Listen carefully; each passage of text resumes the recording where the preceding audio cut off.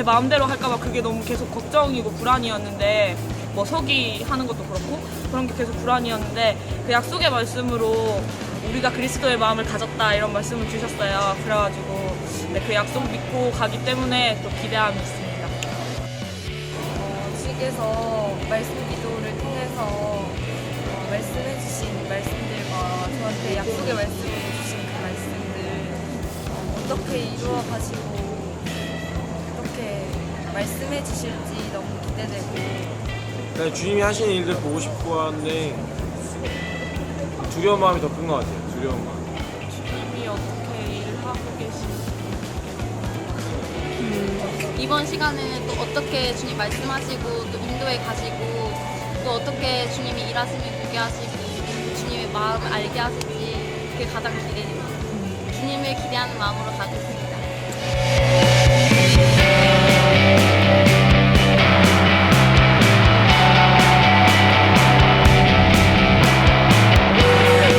네, 형제님, 네.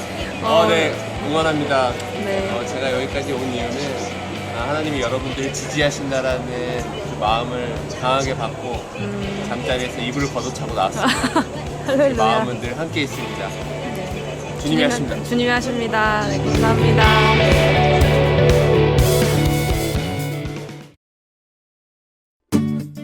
캄보디아 땅 가운데 약속의 말씀을 붙들고 나아가며 주님께서 내게 어떤 말씀을 하고 싶으신지, 왜 내게 이 약속의 말씀을 주셨는지 궁금했다.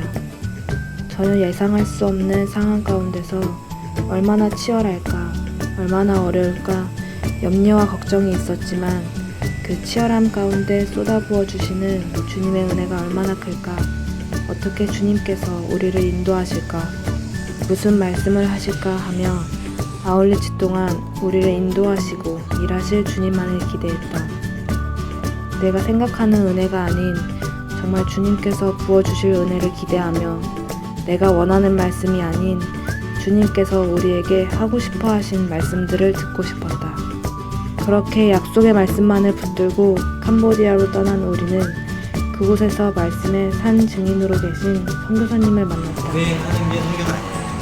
선교지 와가지고 무조건 이렇게 힘들게 있어야 되는 청년들 같은 경우는 이제 와서 진짜 빡세게 고생하면 그게 하나의 터닝 포인트가 되기도 해요. 그 기억이 괜히 오래갔기 때문에 여러 가지 느끼는 것도 있고 또 여러 가지 있는 것도 사실이긴 한데, 선교는 무조건 고생해야 된다라는 생각은 좀 고정관념이고, 이제 선교를 하면 고생이 돼요. 어쩔 수 없어요. 이거는 뭐 따라올 수밖에 없는, 잘 고민하시고 생각하시고 겸손히 말씀에 순종하는 걸음을 걷고 계신 선교사님의 모습을 보면서 말씀 따라 사는 삶이 어떤 것인지 조금은 알 것 같았다. 주일 예배 출발하기 전에 아침 식사를 하고 있습니다. 이런 팀 처음 봐요.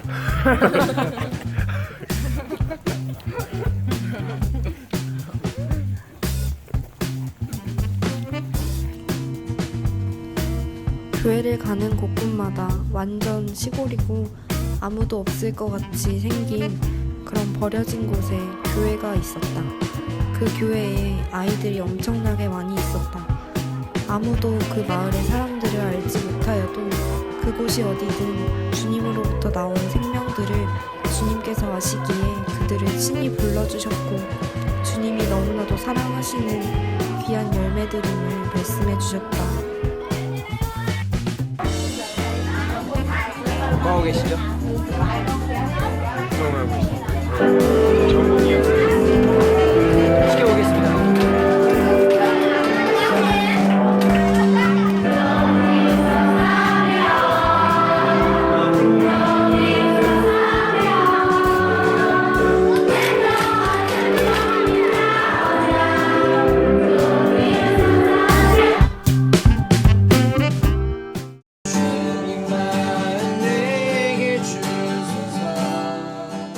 내게 주신 약속의 말씀과는 달리 캄보디아의 가난하고 아픈 아이들을 보며 나는 사실 특별한 마음이 생기지 않았다. 한국에서 한국 아이들을 바라볼 때 그 이상도 이하도 아니었다. 그리스도의 마음을 이미 가졌다고 약속해 주셨는데 이게 그리스도의 마음인가? 아닌 것 같았다. 그리스도의 마음을 이미 가졌어야 했는데 가지지 않은 것 같다는 생각에 계속해서 불안했다. 아무리 생각해도 알 수 없었다. 일정이 진행되는 동안 계속해서 주님의 말씀을 구했다. 캄보디아에서 여러 가정교회를 방문하면서 가장 기억에 남는 집사님 한 분이 계셨다. 그분은 전도지 한 장으로 하나님을 접하시고 자신의 인생 전체를 바치셨다고 했다. 전도지의 내용은 돌아온 탕자 이야기였다. 탕자의 모습에 반응하게 되어 주님께로 돌아가라는 하나님의 음성을 듣게 되었다고 하셨다. 그러면서 하나님이 살아계신다는 것을 신뢰하게 되었다고 말씀해 주셨다. 그 집사님을 통해 주님 앞에 전부를 걸고 있는가? 라는 질문 앞에 서게 되었다. 질문 앞에서 믿음의 삶에 대하여 알려주시려는 하나님의 계획이 아니었을까? 라는 생각이 들었다. 주님은 이런 나에게 다른 이와 비교하지 말고 너의 믿음도 동일한 믿음이라고 말씀해 주시는 것 같았다. 매 순간 복음을 붙들고 살아가지 않으면 그대로 무너져 버린다는 것을 믿음의 삶을 살고 계신 증인을 통하여 확증시켜 주시는 것 같았다.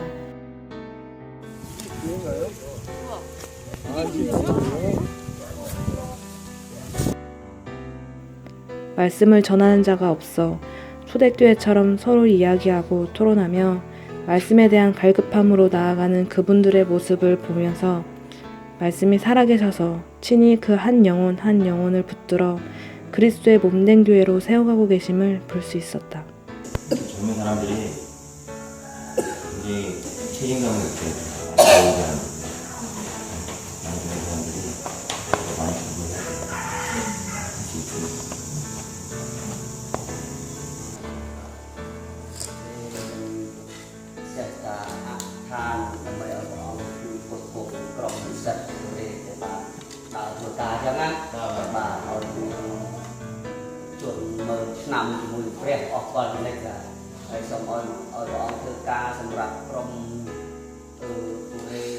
마을마다 세워진 집사님들을 한 번 한 번 만나 뵙고 그분들의 이야기를 들을 때면 그분들이 말씀을 붙들고 계시지만 가장 먼저는 살아계신 하나님의 말씀이 그분들을 끝까지 붙들고 계심을 깨달을 수 있었다.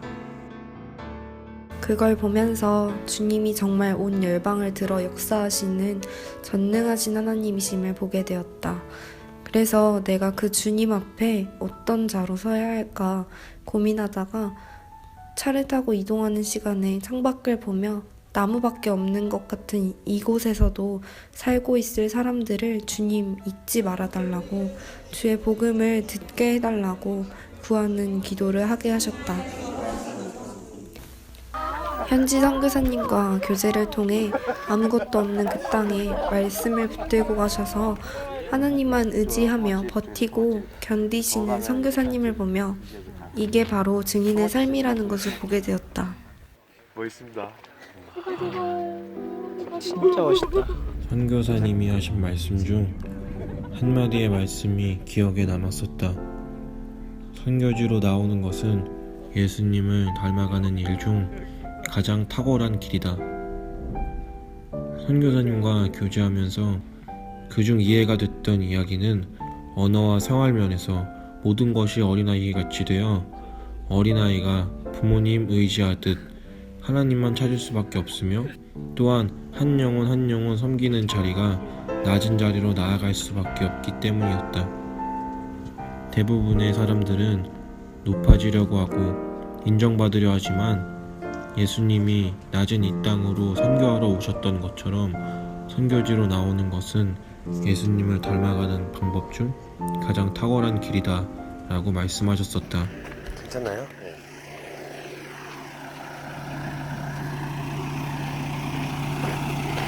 어떻게?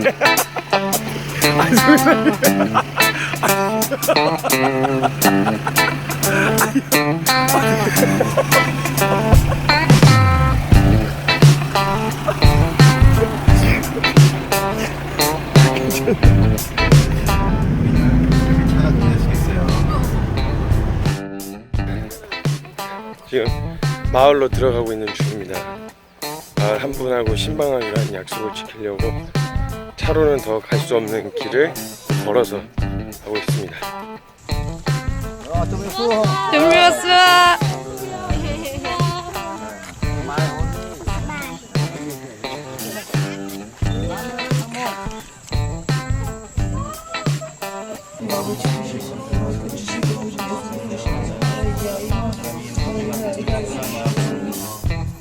Tolongជួយផងមានប្រាជ្ញានិងជាស្ដាប់បង្គាប់ជាស្ដាប់បង្គាប់ម្ដាយនឹងនិយាយផង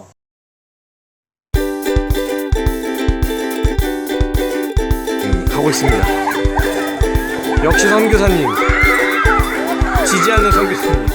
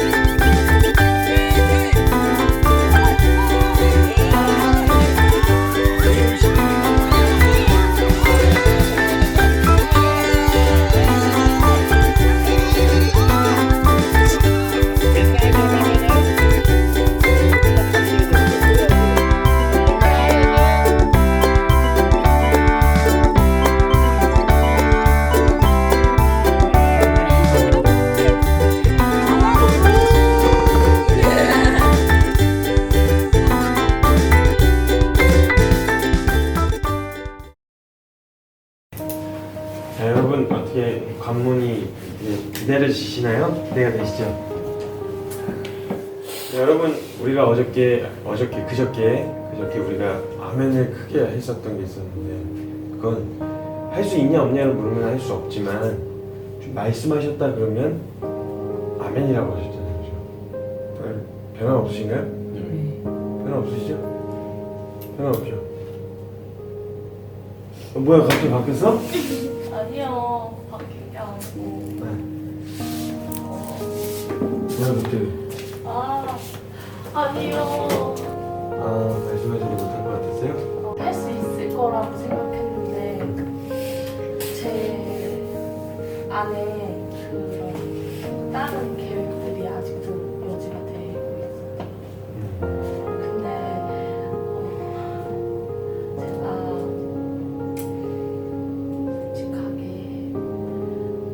대답을 사람들 앞에서 잘 못해가지고 죄송해요. 그래서 그때도 하신 대로 왜 못했어요. 야매님 왜 그래요?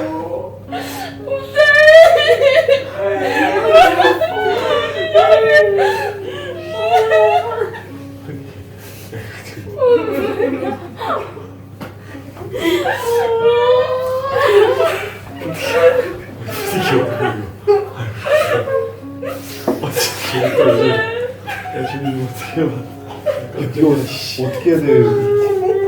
깜짝이야. 왜 이래 이거? 아니야 괜찮아. 나한테 죄송할 건 없어. 괜찮아.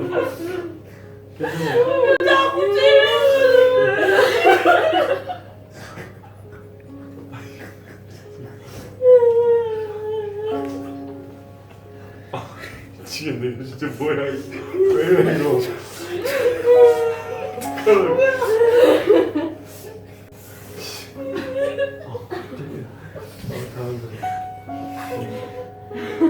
아는 여기가 있었어요? 자리가 났다고 그래요. 저한테 물어보고. 원장님이? 근데 저 그때 아니라고 했는데 다시 생각해보니까 너무 좋은 자리였어. 근데 그 전에도 한 2주 전에 엄마 친구의 친구가 송소진 교리에 어린이집 차리라고 저한테 오고 그런 거예요. 근데 저는 2번씩이나 그런 게 있어서 저는 주님이 부르시는 줄 알았어요. 그래서 막 그냥 순식간에 순간적으로 이거 진짜 주님이 부르시나? 막 2번씩이나 그것도 막 불러가지고 주님이 부르시나 했는데 그건 좀 아닌 것 같다. 그런 거 여지가 있었어. 저는 오늘 집에 대해서 여지가 아예 끊어진 줄 알았거든요. 그 자격증 낼 때. 근데 그게 그냥 생각이 없었던 거예요. 그 어린이집에. 그렇게 훅훅 들어오니까는 저도 몰래 어린이가 좋아서? 어린이가 좋아서? 어린아이들이 좋아서? 여기 어린아이들은 어떻게 여기요. 선생님이 없는데? 맞아요. 여기 어린애들 어린이가 좋아서 나네. 근데 그냥 일하고 싶었던 것 같아요. 돈을 벌고 싶었던 거예요? 네? 돈을 벌고 싶었던 거예요? 그래도 그런 거 그럼 그 같아요 아니면 그런 거야? 그런 거예요. 확실하게 본인이 뭐가 뭐 어디서 꼬였는지 스텝이 꼬였는지를 알아야 바꾸는데 그런 거 같다 그러면 그건 아직 그런 건 아니에요. 맞아요. 만약에 그거예요? 여지가 없어야 믿음일 것 같아요? 네.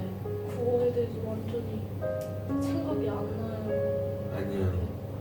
여지가 있는데도 그걸 선택해야 진짜인 거예요.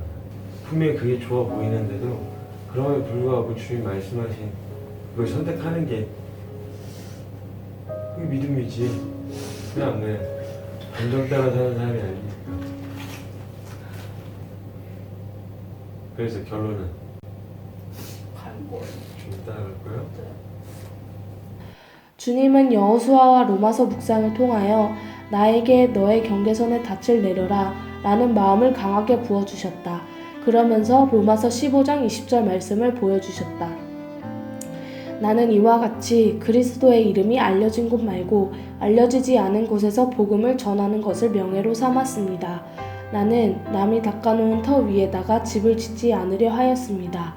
이 말씀을 통하여 내가 가야 할 곳이 어디인지 분명하고 정확하게 말씀해 주셨다. 남들이 가는 다 닦아놓은 평범한 길이 아닌 내가 할 수 없는 영역에서 주님이 하시는 일들을 보며 새로운 터를 소망하고 주님만 의지하며 걸어가야 한다는 것을 말씀해 주셨다. 이번 아울리치를 정리한다면 나의 모든 것을 허물고 주님과 함께 세워가는 것이다. 주님이 원하시는 길을 가기로 결단하며 나의 모든 계획과 생각을 허물고 처음부터 주님과 함께 말씀을 기반으로 세워갈 것이다. 그것이 몇 년이 걸릴지 모르겠지만 주님의 계획을 신뢰하며 주님과 동행하는 걸음을 기쁘게 걸어가기로 결단하게 되었다. 아웃리치의 마지막 날 밤 서창교 선교사님께서 이런 말씀을 해주셨다. 하나님 사랑하는 전체 동네 기도해봐야 순종하면